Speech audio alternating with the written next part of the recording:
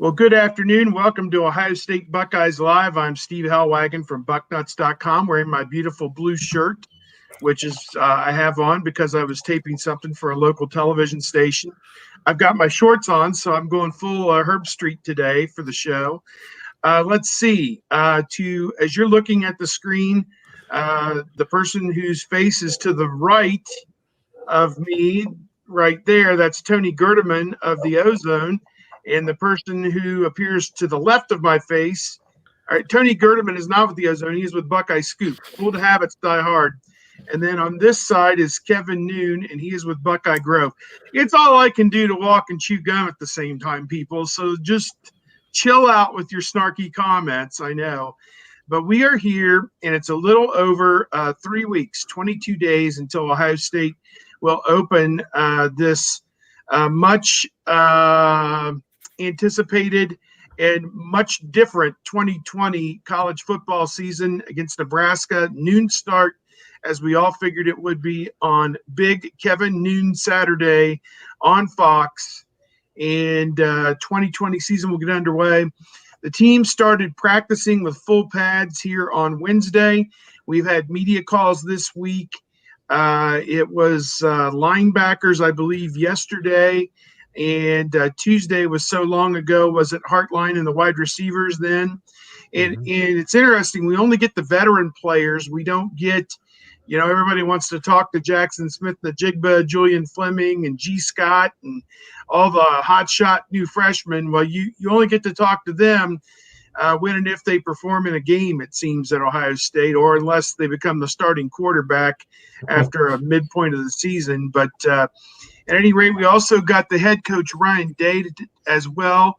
So before we get into any big topics, I'll just throw it first to Kevin. And Kevin, go ahead with anything from this week that's really kind of caught your fancy in a minute or so, and then I'll say the same to Tony, and then we can delve into some of the topics that we've kind of gotten into this week.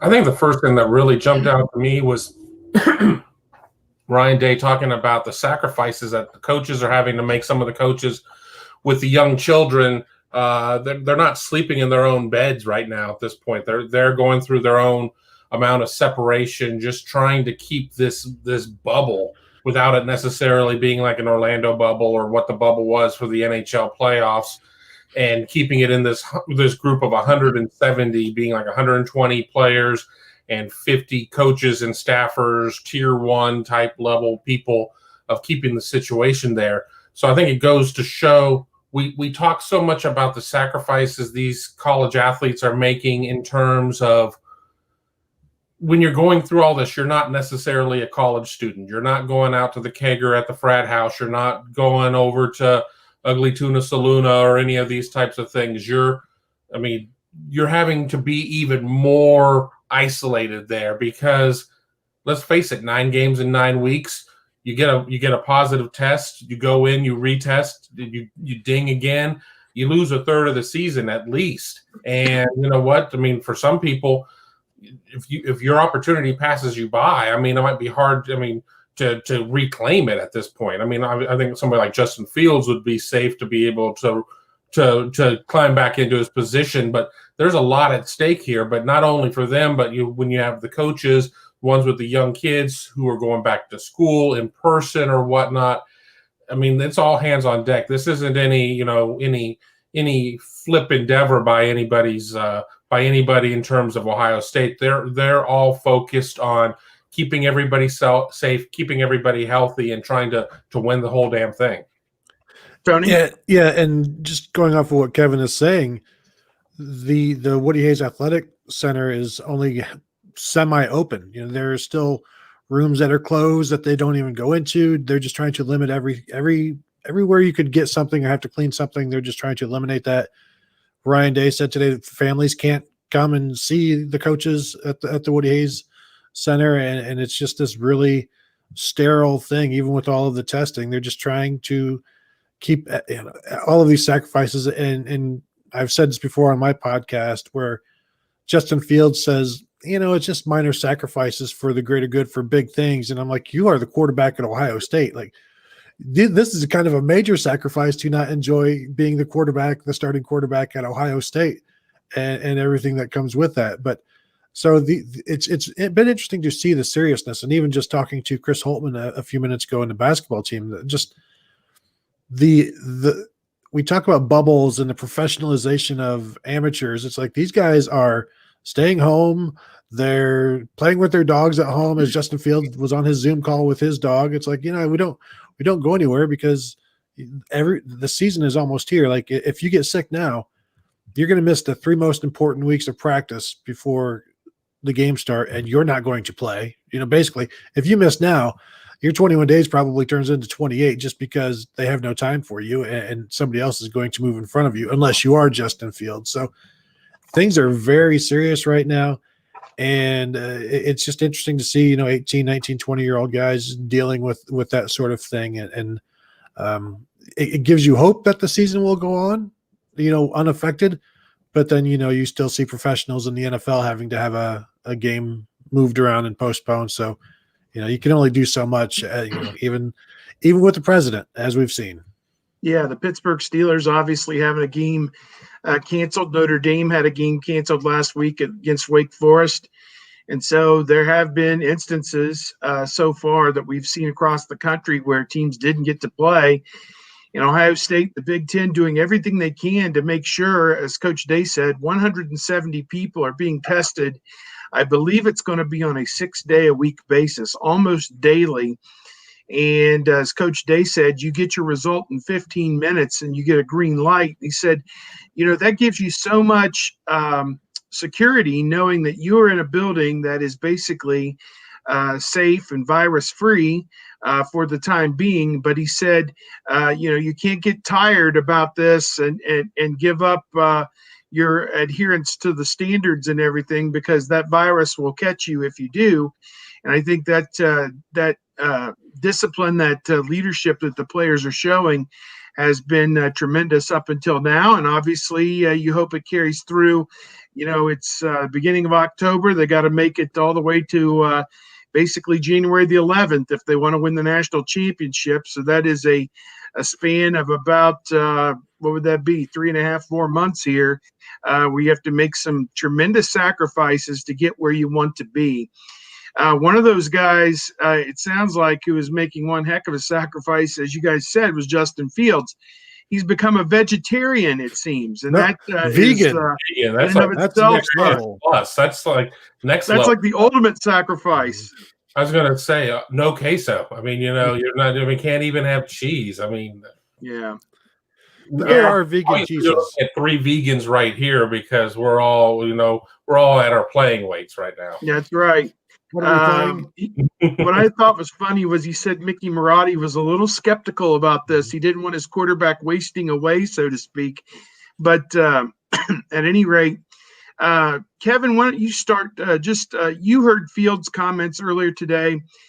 Man, is he so impressive when you hear him. He is every bit as eloquent as anybody that they've ever had play that quarterback position, maybe back to Craig Krenzel, I don't know. Just J.T. Barrett was a great talker as well. But this guy, he's a great talker. He seems to get it. And, man, he is a bright light in a galaxy of stars, in my opinion. Yeah, I don't know if I could go down that vegan path. I guess I would just be a very subpar quarterback if it came down to it, because, I don't know, steaks and bacon and everything else, I couldn't do without that. But yeah, he certainly has it all put together.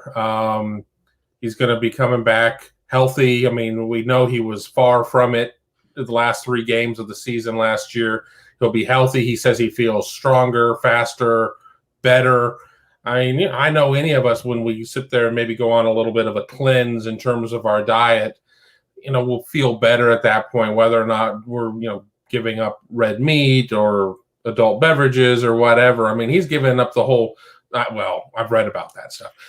He's given up the whole shebang at this point. So, he is 100% focused. And he said that this would be something that he would figure that he would, continue throughout his career. And I don't think he meant Ohio State career. You get into that point, and if you're feeling good and I'm certainly not going to be advocating any sort of vegan lifestyle or whatever, but apparently there are a lot of variations of tofu out there that can sustain him. I guess he has avocado toast in the morning as he was going through there. I'm not a millennial, so I don't know what the hell that is, but they seem to like it. But you look at the petition with 300,000 signatures and going on the national shows. He really has been a tremendous spokesperson and example for this Ohio State football team and the sport in general. And honestly, if Ohio State is able to realize all of its goals, they're going to probably have to name a street after him at some point around here, because he's just, between him and Randy Wade saving the season and Nebraska, but I don't know if they're going to name anybody after a random Nebraska player, saving the season, leading him to this point, going on, if he wins a Heisman or whatnot, yeah, it's just damn impressive. Yeah. I liked when he was saying he was working on getting Wyatt Davis to stay at Ohio State, constantly calling him and texting him to the point of probably even annoying him. But the reason why is he said, a quarterback is only as good as his offensive line. So it would make sense that the quarterback would try to keep one of the best offensive linemen, if not the best offensive lineman in the nation, at Ohio State. And he's never been this me guy. It's always been, he even talked about even pre-games, he's listening to like calming music and just trying to stay low key, whereas other guys are trying to get all hyped up. And he's different than a lot of guys, where he could have come to Ohio State and I always used like Terrell Pryor as the example of the way guys could come in to Ohio State with all of this hype, and because that's how he did. And when Justin Fields has never done that. I'd say Tate Martell was probably more Terrell Pryor than Justin Fields ever was. Yeah. And we've seen how that unfortunately has gone, but he's never, he helps freshmen out. We talked to the tight ends a week ago, and they said that he runs routes for them to show them where he wants them on their routes. And this is a guy that, is going to be a top 5 pick or whatever, and is not afraid to do the little things that everything is required, because it comes down to, as he was asked about the Heisman and individual goals, he said his goal is to win. Everything else comes from that. And just as it did last year, they focused on one game at a time, and boom, he's a Heisman finalist. He didn't come to Ohio State to be a Heisman finalist. Yep. Everybody, you're watching Ohio State Buckeyes Live. I'm Steve Hellwagon from Bucknuts.com. We've got Tony Gerdeman from Buckeye Scoop is here, as well as Kevin Noon from BuckeyeGrove.com. And we really do appreciate your support. We've been doing this weekly show for about a little over a year, it seems like. Well, almost a year and a half now, it seems like. And each Friday, typically, unless there's a scheduling problem, usually around 1 o'clock, although today was a very hectic day. We had a call with Ryan Day at 11:30. Then they unexpectedly put Justin Fields on the call for about 25 minutes to get him some publicity a little bit. And a lot of national media were on there as well. So you may see some Justin Fields comments pop up on the pregame shows tomorrow, as well as Ryan Day. And then also this afternoon at 1 o'clock, we had a chance to talk with Chris Holtman and 3 of the Ohio State basketball players as well. So this has been a very hectic and busy day, and we're trying to chronicle all that and get it out on our respective sites, and also hold on to our date here, which we moved it to 2 o'clock today to be able to fit it in, but glad that we could do it. I know we've got a few questions from the group, and so we'll go through and we'll look at these, and each of us can give a thought. From Block O, this is the year of the offensive line, also known as the Big Beauties. Another why do I remember a line from Losing It, I think, or Porky's, one or the other. Another year of experience together. Less sacks will make this team better. They did give up 35 sacks last year, and some of that, I think, could have been attributed to, at times, it seemed like Fields was holding on to the football to try and make a perfect play as opposed to just get rid of the football or put the ball in a perilous position. So I'll throw it out to Kev. First of all, just your thought about the Ohio State offensive line and where things stand. I mean, you lost Brandon Boehm at tackle, and Jonah Jackson, the Rutgers transfer, came in, was outstanding for a year, got drafted to the NFL, I think the Detroit Lions. So you lose those two guys, but think there's a lot of hope that it's going to continue on. Yeah, exactly. I mean, with the foundation of Wyatt Davis and Josh Myers, just to start with, I mean, just as good of a core right there. And then you have Harry Miller, who should be at the other guard position. He's your center of the future, but again, just too good not to have out there on the field at this point. So your interior line is going to be solid. I think a lot of things are going to be predicated on how Thayer Munford feels. I mean, he's dealt with some chronic injuries throughout his career. He's gutted through it, to his credit. But I mean, it's been tough going. And then of course you have the right tackle position where Nick Petit-Frere seems to be the front runner, but he's got DeJuan Jones and Paris Johnson on his heels at this point. And could we see DeJuan Jones sliding inside to guard? I mean, we always talked about Brandon Bowen being too big to really be a guard, and he's a tackle. Well, DeJuan Jones is gigantic. So I'll believe that when I see it, but it's always kind of a situation of getting your five best out there, but they have to fit their pieces.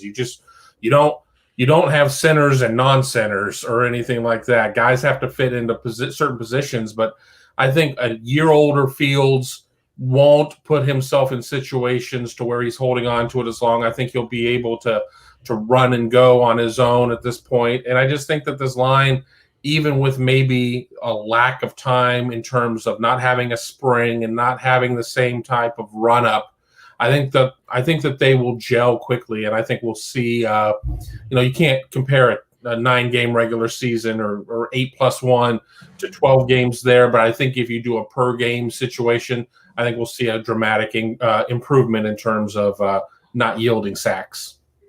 Tony, what's your thought about this offensive line? It seems like, yeah, you take Bowen and Jonah out of there, but you add really two very good players with Petit-Frere at tackle, we presume, and Harry Miller at guard.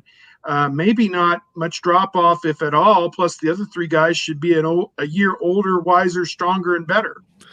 Yeah, and I think Ryan Day even said that this week about the three returning starters. And the way everybody talks about Harry Miller already, like, yes, he's a starter. He's already in the starting lineup, even though Day said today there are no depth charts.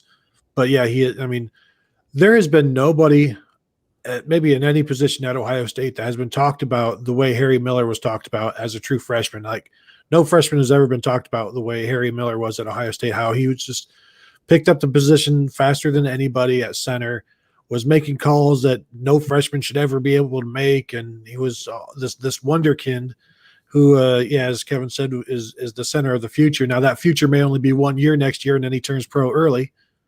But for as good as Jonah Jackson was last year, and he was great, he was led the team in knockdowns, and it was a good thing he showed up out of Rutgers, which is the first time anybody has said that in the Big Ten footprint ever. But Harry Miller, I don't think there are any concerns about him. I don't know that he won't be Jonah Jackson like right away, but I think he's going to be just fine. And it sure seems like Nicholas Petit-Frere is the guy there at right tackle. And I wonder about DeJuan Jones, because we have seen clips OSU is posting where he is at right guard. I wonder if they're just trying to make him that sixth guy like Brandon Bowen has been in the past, where if a tackle goes down, DeJuan can jump in. If a guard goes down, DeJuan can jump in, and he is your sixth man. Because really, if you've got an extra guard, an extra tackle, and a center, then you don't need backups at both tackles and backups at both guards. Really, you just want the best guy at each spot, and then you move people around. So I think they're going to be really, really good. And I don't know that there's going to be a better interior in the rest of the nation. Not that I know every single interior out there, but you give me Josh Myers and Wyatt Davis and Harry Miller, and I'll take them against anybody. And, Myers may be the best center in the nation. Wyatt Davis is the best guard. And that's a really good start. But Steve, we've talked about the sacks. it's still going to come down to those tackles as well. And I think Justin Fields has talked about the amount of time he spent just picking Ryan Day's brain over this entire summer. I think that will help just getting a better understanding of the offense because, yeah, he did hold the ball a little too long last year, and I think he's going to work on that this year, and the sacks will drop. But this is a huge year for Nicholas Petit-Frere because, I mean, he's a top 10 prospect, 5-star guy. He's a junior now. I guess redshirt sophomore, as we'd say. But if it's not him, then there might be some issues because Dwan Jones is very athletic. I still have concerns about him. Paris Johnson not having a spring and having only so much of a fall. I don't really expect much from him this year in terms of battling for a starting job. Yeah, very good point. Dwan Jones, 6'8", 359. He's just a monster of a man. And if he is agile enough to also play the guard position, I think opposing defensive linemen and linebackers are going to have to keep an eye out for him because he, when he gets this thing down and gets his body in a position where he can be a dominator on the offensive line, I doubt he's probably quite there yet, but he's working on it. I think the potential is there for him to be a 10-year NFL guy if he ever got his body the way that he and the coaches would like it. To me, he is, let's call him like a poor man Steve Rearing. Yeah, okay, that's good. Steve Rearing, there you go. A poor man Steve Rearing. There you could go. Become a rich man Steve Rearing. Yeah, that would be good too for him. Let's see, another question from Rifle One. Is backup quarterback position better this year than last year? Man, that's a tough question. They had Chris Chuganoff, who had played a little bit at West Virginia, was there. Gunnar Hoke was there, and then Justin Fields was the starter. And Chuganoff, obviously, his eligibility's gone. Hoke is back, and they brought in the two new freshmen, C.J. Stroud and Jack Miller, both them coming from the Pacific time zone. Miller coming from Arizona, and Stroud coming, I think it was Rancho Cucamonga, California, is where I love the name of that town. Those two guys, and it was interesting to hear Coach Day talk about it today, that when they go 11 on 11, they actually mix those guys in there with the twos and maybe even a little bit with the ones ahead of Hoke because Hoke has the experience and has done it, and they got to bring those guys along very quickly. When they get into 7 on 7, the reps are almost split 4 ways at that point with Fields, Hoke, Stroud, and Miller kind of in the drill work, basically splitting the reps. But in 11 on 11, they're giving the freshmen a little bit more time. And Hoke probably understands that, I've played X number of live snaps in college games and X times X number of snaps in practice between his 4-year college career. The other guys have started at 0. So, you needed to bring them along. And I think that makes sense. To rate it as opposed to last year, I'd say it's better because you have an extra body. Certainly, you're making a little bit of a trade-off with the experience that Chuganoff had with the 0 experience for the two freshmen. But I think everybody knows the ceiling for those guys is high. I think we saw with Oklahoma and Spencer Rattler, it's hard to win a game at this level with the true freshman. I think Rattler's a true freshman. Or is he a redshirt? Redshirt freshman? Second-year freshman. Okay. Even then, it's hard to win a game, with a guy with such little experience. So you don't want to see one or both of those guys put into tough situations this year if something happens to Fields. But I'd say I'd like it better this year. Cav, what are some of your thoughts? Yeah, I was going to say, I think that, at least with Chris Chuganoff, in terms of making the case for the previous year, I mean, he had all that experience. I mean, he'd gone through a couple of different systems with his transfer or whatnot. We saw him inserted at, a couple of key times. I mean, granted, he also had probably one of the most wide open touchdown throws that he didn't make, but it all ended up working out just fine. But I think in terms of just what the potential of the position is, and especially with the fluidity that this year could provide with, you got to strike that balance of you've got to win games, you've got to look good, but you also want to make sure that you keep everybody out there and involved and experienced. I think that the talent in the quarterback room is higher right now than it was last year, just out of the ability that Stroud and Miller both have. But, going into week one or something, if, I don't like speaking things into existence, but if they have to go to a second or a third quarterback, I mean, Katie bar the door, it could be an interesting situation. But I think if you look at the year as a whole in that type of situation, I put 20 over 2019 by a pretty significant margin. Yeah, there's just more options. And the freshmen are getting good reps even before practice started, where we've heard the coaches say that the freshmen have gotten more reps than ever before because all they can do is just rep with the 7-on-7 stuff. And so these guys have gotten some good work. It is interesting. I don't know if it was a Freudian slip or maybe just Justin Fields mishearing the question when he was asked today, so how are the backups looking? And he just talked about the freshmen. And so I don't know if that means that one or two of them are going to pass Gunnar Hook by, and it's already assumed that that's going to happen, or Justin Fields just assumed heard the question being about the freshman, or maybe I heard the question wrong. I doubt that's the case, but it's been known to happen. I came into this year thinking there's no way one of these freshmen is going to bypass Gunnar Hook as the backup because they need to have that backup ready. Ryan Day today said the first goal is to get Justin Fields ready. And while they're doing that, you try to get the freshmen as much experience before it then becomes time to get closer to the games. Then you bring Gunnar Hook in, and then I guess you view it like a race. The freshmen are like you would if you're racing, Usain Bolt, you're going to want a head start. And so like the freshmen have been given this head start, and I guess if one of them can stay ahead of Gunnar Hoke in this race towards the end, then they are the backup. It would surprise me, but then again, if Justin Fields goes out with COVID, it's going to be for 3 weeks. Do you want to go with the stopgap, or do you want to go with the future? And we know the future is, CJ Stroud or Jack Miller. It's not Gunnar Hoke.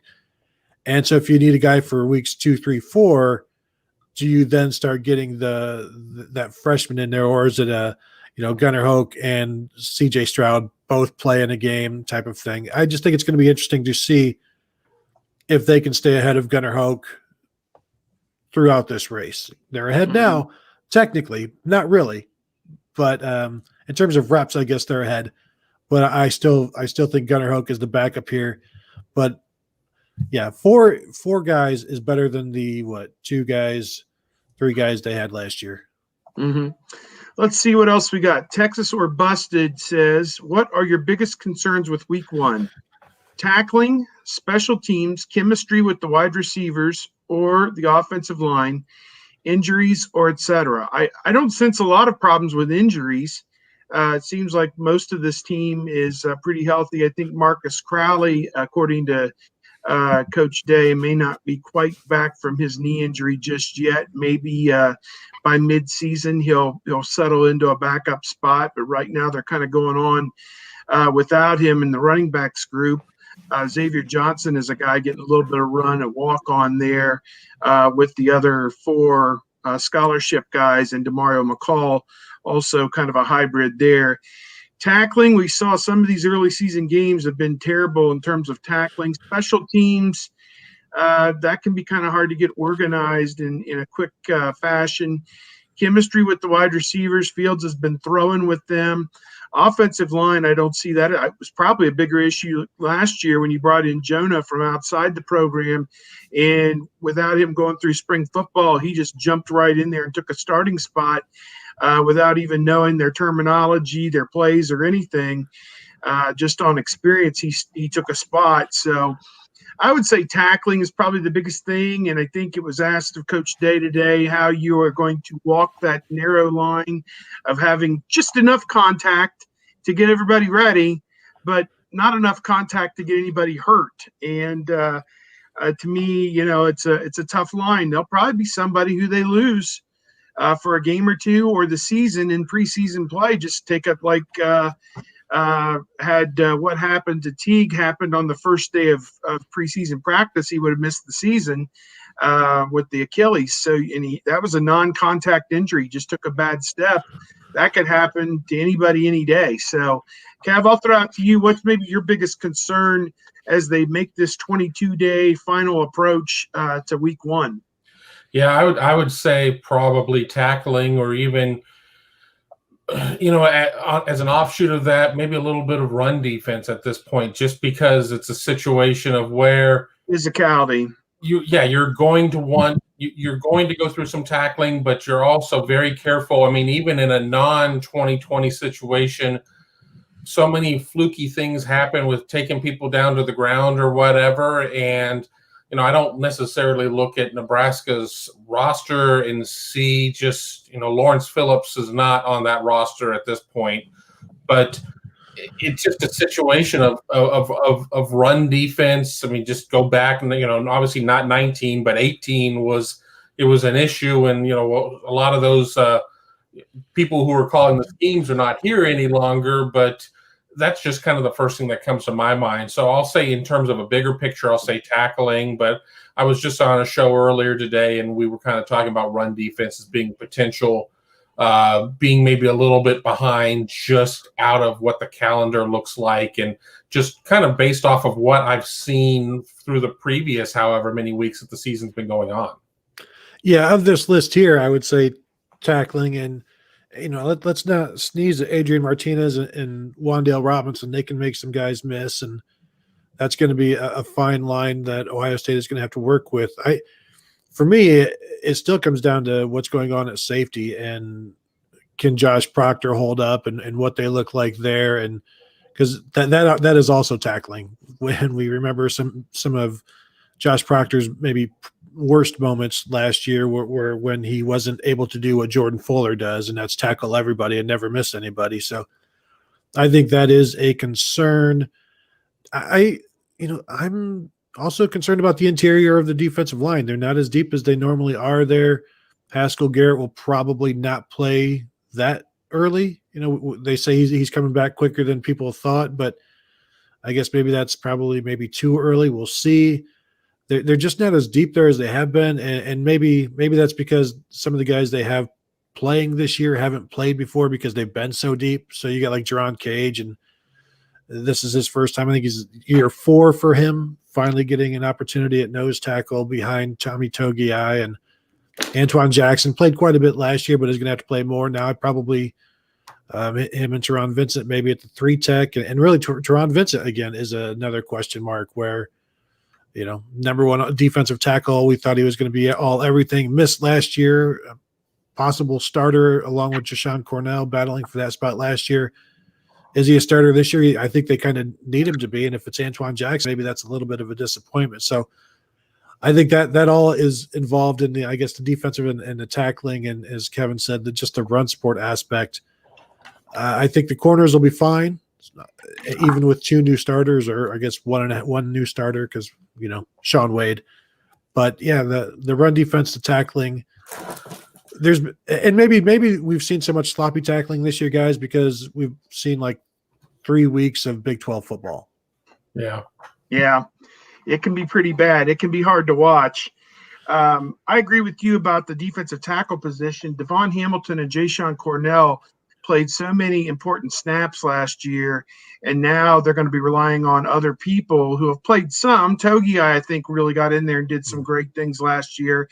But our Vincent Cage, Antoine Jackson, Jaden McKenzie, even Haskell Garrett, are all those guys going to be participating and ready to go?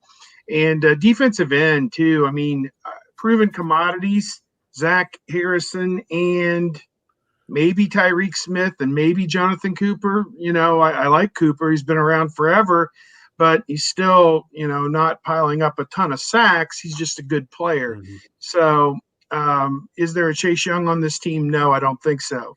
Going back to the questions here, David Greenshield, along the lines of what Tony brought up a second ago. Hey, gentlemen, has Kerry Combs indicated if he will play the single high safety that they played a year ago. It's been very interesting listening to Combs, also listening to Ryan Day about how they're going to attack this. And it doesn't sound like you can put a one-size-fits-all tag on what this Ohio State defense will be. They always put that nebulous word multiple out to the side. And I think that's going to apply to Ohio State this year, because in some down and distance and some opponent matchup situations, they'll have 2 corners and 2 safeties. And others, they'll have 3 corners and 1 safety. In some, they'll have a nickel back out there. And so I think that Kerry Combs' experience with the NFL's Tennessee Titans taught him any number of different ways you can play different situations and different personnel combinations. And I think what this 3 weeks is all about, or really 2 weeks intensive with camp before you go into game week, is figuring out exactly what everybody can do and building a scheme around that and building personnel packages that when it's 3rd and 8, I mean, everybody on the sideline and everybody on the field knows against this team, Nebraska, against this team, Michigan State, we are going to this look, and it just happens. As the other team makes their substitutions, Ohio State seamlessly makes theirs, and you have the best defense you can put on the field. That's what it seems to me. So I don't think you can label this team as a one high safety defense, which they were probably in maybe 70% of the time last year. You guys maybe followed it close. Tony, you probably followed it much closer than I did in terms of exactly how they did it, or your guy Ross, Kevin, may have followed it closer. I don't know, but just what are your guys' thoughts about how much of that we're going to see? Let you jump first on that, Tony. Sure. Yeah, that's been a big question this entire time, is what that'll be. And I think it depends on if Josh Proctor is Malik Hooker or Jordan Fuller, we're going to see a bunch of one high safety. If he isn't, then you're going to have to do something else, because you can't if you're Isaiah Pryor, you can't play that, and he has to be somewhere much higher than Isaiah Pryor. I mean, remember some of the bad angles in 2018 with Isaiah Pryor and Greg Schiano's defense. And so they're going to need much better play. They'll need something similar to last year to continue this. I think they'll still play some of that, but as Brian Day said, they're still searching for what this defense is going to be. It's going to be the entire defensive staff, and he will figure it out, because you got to figure out what can you guys do. Another portion of that one high safety is Marcus Williamson in the slot, at the slot corner. Can he hold up? Is he doing everything that Shaun Wade did last year? Because you can't play that defense last year without Shaun Wade being what he was in the slot. And so there's some moving parts. Ryan Day loves the defense. I mean, he brought Jeff Hafley in not just because they're good friends, but because Hafley could teach it. And he wants to stay true to that, but you can only do that with the guys that are capable of that. And if they don't have that this year, I mean, you can't plan through recruiting for something that you just did last year. It's like you can't build it for 3 years. He didn't have that time. So you're playing the cards you're dealt, and now you can recruit towards the defense you want, and maybe he has. It's just you got to go with who you've got now. And Josh Proctor has all of the ability in the world, but it takes more than just the ability to do what that position needs, Kevin. Yeah, and I've had my belief that once we saw the adjustments in terms of what the coaching staff looks like and just with the personnel, I think we'll see some more 2 safety looks out there. I don't think it's going to be ride or die all the time with single high. I mean, we've had some indications from the coaches that they certainly will be multiple. I think if you had to sit there and you couldn't use the term multiple and say, what are they? Well, they're a 4-3 multiple team. If you had to put it into some sort of situation, okay, they're probably going to be a little bit more single high than anything, but I think it's going to be a case of where there's going to have to be a lot more situations, because you have to stay ahead of everybody. And I don't think that it's going to be a case of where, I think even toward the end of Urban Meyer's tenure, people started to kind of figure some things out or whatnot. And it's how quickly you're able to change and adapt.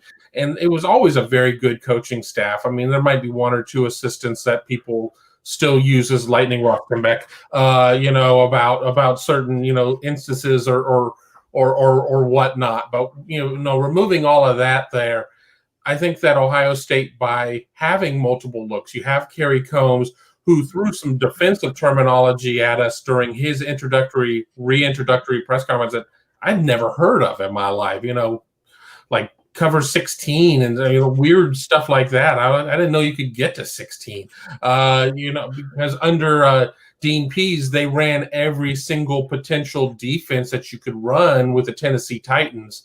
So, I don't think you're going to have a situation where it's going to be, well, I know exactly who I'm going to see line up out there in the secondary. I think it's going to be a lot of rotation and just, again, trying to get the best scheme for every specific situation.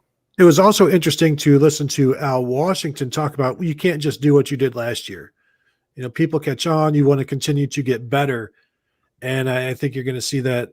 I mean, we're seeing that, Steve, with the move of Pete Werner to Will. Like, the defense is changing, not just in the secondary. They're moving people all around, trying to get everybody, as they told us this week, trying to find roles for everybody and find ways to play all of these guys, especially at linebacker. Yeah, I think Pete Werner was excited about moving from Sam to Will. Seems like Baron Browning would probably be the Sam, although he may play middle at times as well. And Tuff Borland is middle, but he could play Sam as well at some times.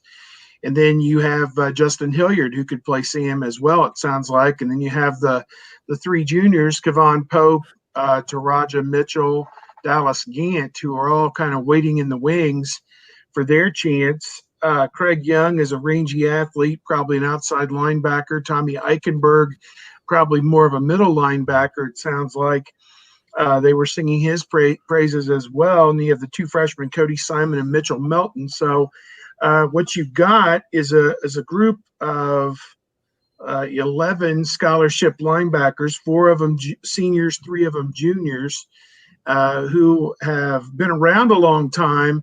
And I made this point on 97.1. I was on with them last night. I said last year, if the defense needed somebody to make a play, Chase Young made a play, or Jeff Okuda made a play, or Jordan Fuller made a play, or Damon Arnett made a play, or maybe Malik Harrison would make a play, who's not there obviously anymore, graduated. I think this year you look to the linebackers as the seniors to set the tone and maybe make some game-changing type plays, maybe a pick here or there, dropping in coverage, maybe a sack coming on a blitz, a crucial third down stop in the hole, whatever it might be.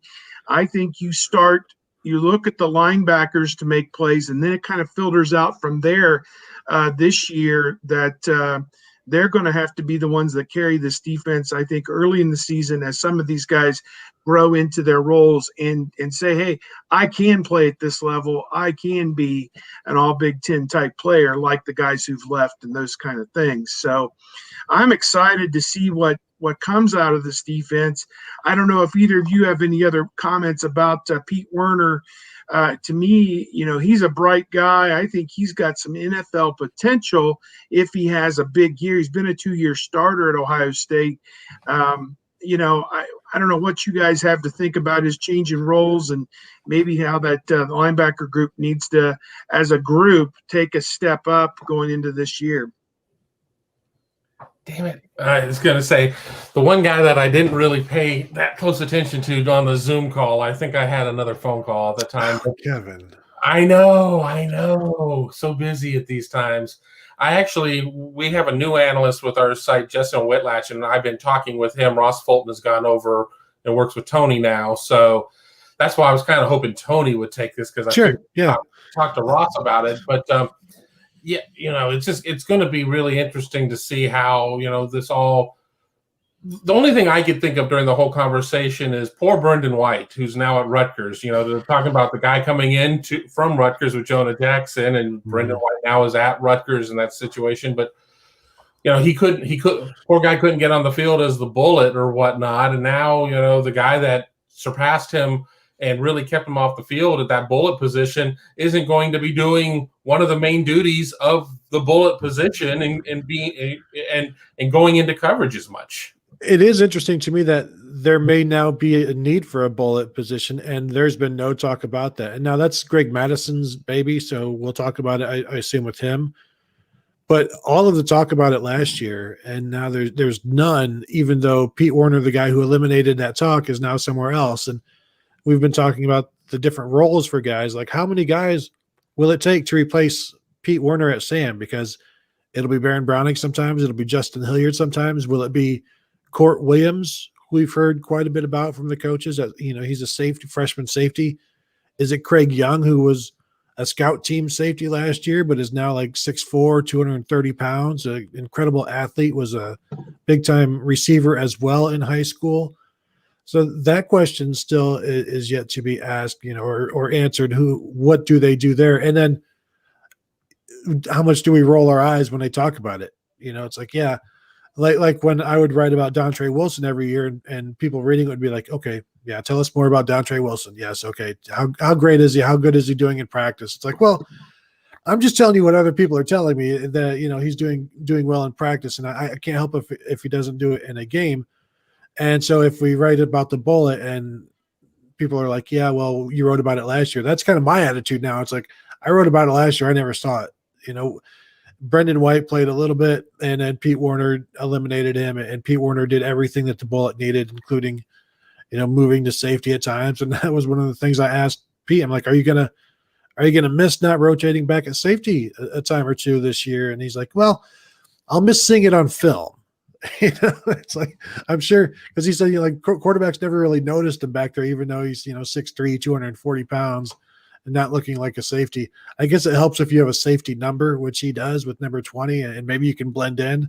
Because if he wears like a 98, you're going to see that, and maybe that's, you keep the safety number, then you can blend into the defensive backfield. But I totally expect him to be just perfect at will. That's the designated tackler in this defense. Everything just goes to him, and I don't know if we're talking 100 tackles or what. I expect him to lead the team, and I don't know if he's going to play on passing downs. I didn't even sound like he knew whether he would play on passing down. So we'll still see there. I expect Baron Browning to rush the passer more. Does that mean him and Justin Hilliard, who play the same position, will be playing at the same time? Will Justin Hilliard come in on passing downs and Baron Browning move down to defensive end and be part of the rushman? This is all still to be answered. And with as many roles and packages as they're talking about, the answer to everything seems like it's yes.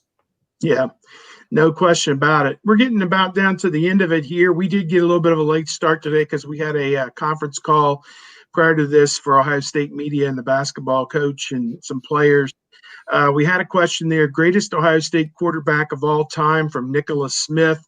That one's a nebulous question because it crosses so many different eras and so many different guys. Ohio State's never been known as a place that has created or produced a lot of National Football League quarterbacks. Arch Leister, but his career flamed out because of his gambling addiction. And, I don't know.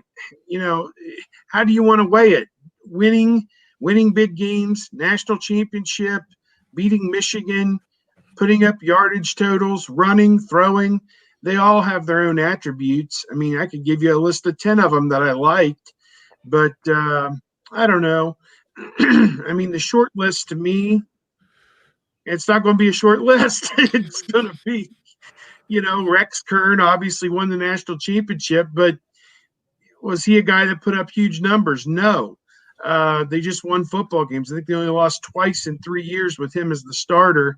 Arch Leister revolutionized the position and kind of brought Ohio State into the modern era, so to speak. Nobody had thrown with the amount of throws and the alacrity and the ability that he threw with. And then coming on through Bobby Hoying, Joe Germain, let's see, Craig Krenzel won a national championship. You kind of have to put him in the Rex Kern basket because didn't throw for a lot, but was a winner. After him, Troy Smith won the Heisman Trophy, had one of the greatest seasons anybody's ever had up to that point at quarterback. And then now under this Urban Meyer system, well, we had the Terrell Pryor years, although those were all redacted by NCAA sanctions. I just say that tongue in cheek because he did some amazing things nobody else has ever done. Braxton Miller did some amazing things nobody's ever done. J.T. Barrett, Cardale Jones, Dwayne Haskins, Justin Fields, and poor Joe Burrow never really got a cup of coffee at Ohio State. So I don't know. That's kind of my short list. And depending on the criteria, you could pick your top three out of that. I don't know. I want to name all the other Ohio State quarterbacks that are left because Steve named pretty much all of them. Rod Gerald. I say that would be Tippy Dye, Shane Falco, Johnny Utah, and Joe Boserman. And Steve Bosseri. I was going to say Keanu Reeves really killed it in his portrayal there. I kind of wanted to just say Joe Boserman because we got Nebraska coming up here in a couple of weeks, and we will remember that game until our dying days. But, without getting into a huge – I guess, as Steve said, it being a nebulous question, what is your definition of a great quarterback in terms of, do you have to win a national championship? Do you have to win a Heisman? Do you have to set X amount of records or whatever? I think for a quarterback within his era, I'm going to go with Troy Smith just because within his era – with what all years looked like at that point, I just think he exemplified what the position should be, and the fact that he was able to do it in a Jim Tressel offense gets a lot of extra points too. And he was the second Ohio State quarterback to go 3-0 against Michigan, joining Tippy Dye. Terrell Pryor, the only quarterback in history to lead his team to 3 consecutive BCS games from as a true freshman, true sophomore, true junior. I think that's significant, but he was never first team all Big Ten. He always left you wanting. It was always like, he should be so much more, but I think that's the quarterback in Jim Tressel's offense. He could be more. And Troy Smith became everything he could in that offense, and still only threw for like 2,500 yards with 30 touchdowns and 6 interceptions. For me, it's Justin Fields, and he has to show that this year. I expect that to happen. I expect him to be the best. I think you give him 3 years like you give everybody else, and he's going to have a Heisman. He's going to have all of the numbers, especially in a Ryan Day offense. The passing numbers are he would have all of the records, and he's going to have probably a few in just his 2 years or 1.8 years, I guess, whatever we want to call it. But for me, if you're saying, if you're drafting an Ohio State, team, like, what quarterback are you taking? I'm going to take the prototype. For me, it's Justin Fields. He's as big as you need. He's faster than most, and as good of arm as you need, and the understanding, the desire to be better. No suspensions, no NCAA violations. Pretty much, and even Craig Krenzel almost got benched as a senior. So I'll go with Fields and let you guys have Boserman and Kent Graham, Kirk Herbstreit, any of those you guys. I'll take Fields over those guys. Yep. We're going to wrap this up here. Ohio State's still 22 days before it opens the season. We have an opportunity tomorrow to go and watch the first half hour of the team's practice at Ohio Stadium, which will certainly consist of a lot of stretching, you would think, before they have a scrimmage there. And I don't think we're going to get to be able to stay and watch the scrimmage, unfortunately. But they are putting the pieces together slowly and surely. Last week at this time, I was sitting here talking to different people, and I said, just wait. Tomorrow's going to be a crazy day of college football, and sure enough, it was, with Oklahoma losing, LSU losing, and with Texas rallying from down 15 with 3 minutes to go to steal the game against Texas Tech in overtime. Ohio State's not playing yet. The Big Ten's not playing yet, but there could be some real fun games tomorrow. I know Auburn and Georgia are playing, Texas A&M and Alabama tomorrow. Texas A&M has not beaten Alabama since the very first time they played is SEC opponents, I think back in 2012 with Johnny Manziel. And, do they steal one tomorrow from Alabama, who didn't look all that great, really, in their opener against Missouri? I'd probably agree with you on that. But by this time tomorrow, somebody's going to be singing the blues because some top 10 team nobody expected, or top 15 team nobody expected to lose, probably going to go down to defeat tomorrow. But that's what makes college football what it is. Any last thoughts from Kevin, maybe about tomorrow or just in general? I'll throw it out to Kevin first. I'm just already stretching in anticipation of watching stretching tomorrow, but you know what? I'll take it. And those photos of them going through those first couple of drills will probably get quite a lot of views from people. I'm excited about that. I'm excited about the upcoming week of college football. It really felt like college football was back with the SEC returning, and I know that type of opinion isn't very popular around these parts, but as I've said on countless shows, I've seen enough Arkansas State, I've seen enough South Alabama, I've seen enough Coastal Carolina. I was ready to see some real name brands out there, and I'm not buying Miami being back. We could do an hour on that, Kevin. That's time. A good one. But Tony, what do you think? I think anytime you can be spend some time on a Saturday in Ohio Stadium is a good day. And even though when we found out we were going to have to work on Saturday, I was not super happy about it because we only have so many more Saturdays where we won't. But yeah, I don't mind. Maybe we'll be surprised. Maybe we will get to stay. I certainly don't expect to. And but you know what? We'll be there. We'll be watching. May need a jacket, guys. So just keep that in mind. It'll be brisk in the morning. It'll be brisk. I got to break out my fall collection of clothes. So I'm looking forward to it, and we'll see you guys there. The Bob Greasy fall collection, as we used to like to say, where he would show up with the jacket and the sweater combination to do those games at Purdue and Michigan State in mid-November. Last thing I'll say is I draw my paycheck from CBS, so I expect you all to tune into the Home Depot SEC on CBS tomorrow. So that's it from here in the dugout. That's all we've got this week. Kevin Noon, Tony Gerdeman, great to be with you guys again, and we'll do it again next week. Everybody enjoy a great weekend, and we'll see you next time.